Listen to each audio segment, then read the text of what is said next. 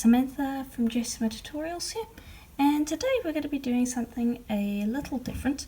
I am trying out a new recording setup, so let me know in the comments once you've watched the video whether or not you prefer it to my normal setup. Keep in mind that it's not going to be this way for all the videos going forward. If you do prefer this, I still need to work out a few things, but let me know if it's something I should pursue. So anyway, we're going to be working with Cernit metallic polymer clay here, and I've just got three colours, and they are turquoise metallic gold, this one it's copper, and this one is just regular gold. Now all we're going to be doing is relatively simple. I'm just going to take these metallics and I'm going to break them up into little pieces, and we're going to be doing kind of similar to a torn paper technique. Let me actually bring this forward so you can see. And because it's metallics, you're going to really be able to see those colours once we flatten it out. And these are just three colours that I have chosen. You can use any colours you want. This really is just about trying out the new camera setup. So again, let me know what you think. But just place all of those pieces as you wish. And you can do this with any metallic clay that you want. I'm using Cernit today because I really like their colours in their metallics, but this technique will work for any metallics you have. Okay, and there we go. That's how it should look. Then I'm going to grab a piece of plain printing paper, and you're just going to burnish over the top like so. And there we go. Then lift that up off your tile, and it should be completely flat. And the nice thing about this is the back will also look quite nice, so choose the side that you like the best. The side that I was working on is my favourite, so I'm going to be using that side. Then I also have a little silicone capuchon mould, which is what I'm going to be using today. I'm going to take that, and this clay is a little brittle, so it might crack a little bit in the mould, but that's fine. With the metallics, that should add a little extra flair once it's flattened out. I'm just going to press in, and then I'm going to fold over the extra clay to bulk out the inside. And with moulds, the key is to not overfill them, because the less you have to trim them with your blade, the better. So work in small amounts, press that in, and then if you need extra clay, then pop that in. Okay, and I'm just going to check the back. Nice thing with these ones are they're quite translucent, so you should be able to see how it looks. And I am going to need a little extra clay, so I'm just going to grab a piece of gold, and I shouldn't need much. I'll just pop that into place. Then just grab your roller and give it a light roll. And I'm pressing down just as much as I'm rolling, just because this is supposed to flatten out the clay on the back, and really press it into the mould. And again, check every once in a while to see how it looks. And then I also will go in and just press the sides in, because sometimes the clay will spill out a little bit, and this will save you the trouble of having to trim it, which is something I prefer to avoid if I can. Give it a final roll over, and then something that I like to do is to grab any kind of texture stamp, or a texture roller in this case, and I like to roll over the back of the piece to give it a little bit of a texture. And it lifted out a little bit, that's fine. But check the texture, see if you like it. And I don't really think the texture as it looks nice, so what I'm going to do is I'm going to go over a couple of times to create almost a sandy texture rather than it looking like an image.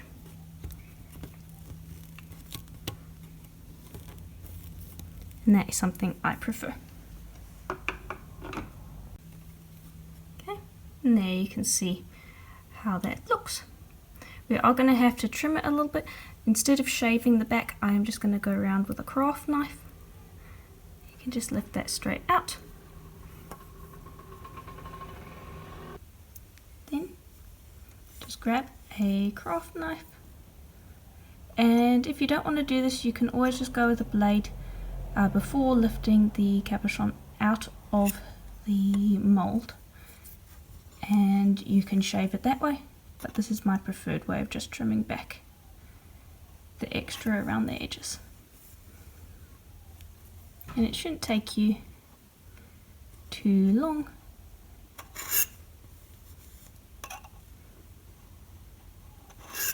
There we go. Okay, and there we go. So now the back looks nice, the front looks nice, and it's ready to bake. You're going to pop that into the oven for a full hour at its recommended temperature, and then we're going to sand it. Okay, so while that's in the oven, I am going to test out another a backing. This is a marble tile, and maybe it will make the lighting a bit better, so let me know what you think, whether you prefer the other one or this one. But for this little bit, I'm going to just be working with this silicone stamp and some white polymer clay. I'm just going to place that straight there, and to prevent my fingers from sticking and lifting it from the stamp, I just use a baby wipe, and then I press from one end of the stamp to the other. You can use a roller, or you can use your fingers like me, but yeah, just press from one end to the other, like so. Okay, and there we go. Then place that down onto whatever your work surface is, and because it's silicone, the clay won't stick to it, and you can lift it up cleanly to reveal your texture. Okay, then trim away the extra pieces of clay around the edge, because we're going to be inking this, and I want to only use the clay that has the texture, like so. And just pop that back with your white. Now, before I ink this, I just want to show you, I am going to be using some isopropyl alcohol, and I'm going to just spray a little bit over the surface, and this is going to help the inks move better.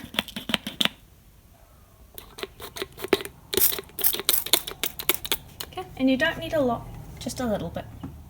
Okay, and I'm going to be using alcohol inks today. Here are the colours that I'm using. This is the purple. I'm going to be using a gold as well, and a blue. I'm going to start off with the purple.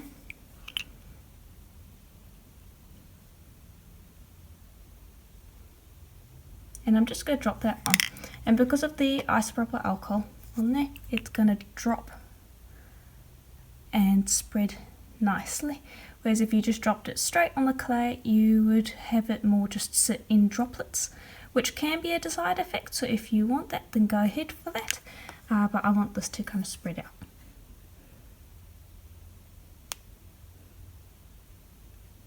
Okay. And just continue dropping the ink on as you like. Okay, and you could leave it to dry exactly like that, or what I like to do is I just like to go in and help it spread a little bit by just dabbing along with my brush. And every once in a while I will clean the brush off. I've just got a wipe off to the side here, and that's just so that we don't have too much colour contamination. Like you can see here, I'm going to dab into the blue, and that will actually shift some of the blue over here. So you can use that to your advantage, but too much of it will lead to the colours looking muddied. And again, because you have the isopropyl alcohol there, it will spread nice and easily. and then I will leave that to dry for at least 15 minutes before moving on to the next step. Okay, so I've left it to dry for about half an hour. I actually forgot to, I went and did something else and I ended up forgetting about it. But anyway, now what I am going to do is I'm going to spray it with some isopropyl alcohol. Actually, correction, I am going to use a baby wipe and spray a little bit of alcohol on there. And I'm going to go over the top of the surface and scrub. And that will start to lift ink from the top of the surface. And keep doing that for as long as you want. The more you go, the whiter the raised areas will become. So it really depends on how much you want that white to be white versus just a lighter colour of the alcohol ink. But when you're done, just go over it one more time just to clean it off, because you will have streaks at the end of this. So just make sure to clean that off, like so. And then the next step is completely optional, but I like to just put a piece of paper over the top and give it a quick burnish, and this will soak up any leftover puddles of alcohol ink. And also I like to flatten out the texture, especially if it's a light texture like this, so that I have a nice smooth veneer. Okay. And you can see there it really did soak up. And if you use anything for scrapbooking, this is a good way to get some imprints as well if you wanted to, so nothing goes to waste. But yeah, that's how the veneer should look. Let me just grab a blade and just pick that up. And there you can see how nice that looks.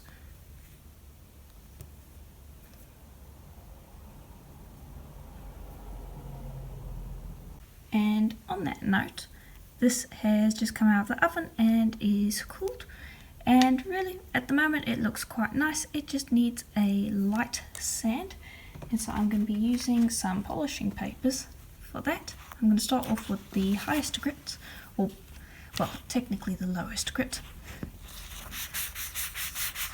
and this is a 400. And all I'm going to do is I'm just going to run it over the surface. And now I'm doing this here quickly to show you, but I would recommend doing this in a sink of water so that the dust particles that you sand off get caught, because otherwise you can breathe that in.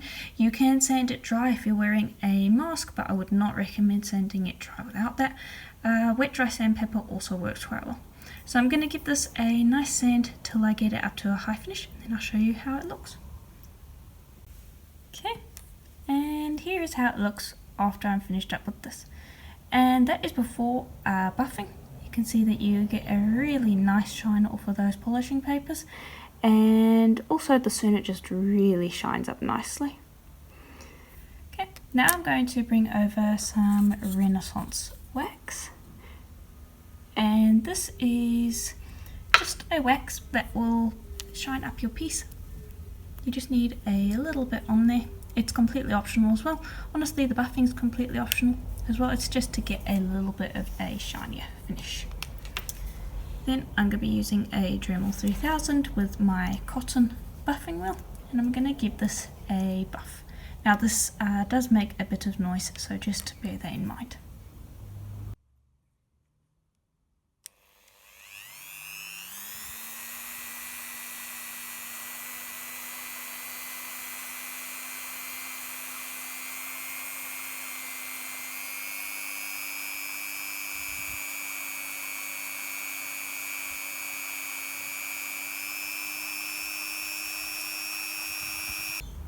Okay, and there we go. And I've got to say, cernit just really shines up nicely once you give it a buff and a sand. But yeah, that's basically that piece, and then the alcohol ink slab I showed as well. So basically just a couple things that I played around with. Let me know again what you think of the new setup. That's really what this video was about. If you have any tips, leave them in the comments below. But yeah, hopefully you enjoyed it, and I will see you in the next video. Bye for now.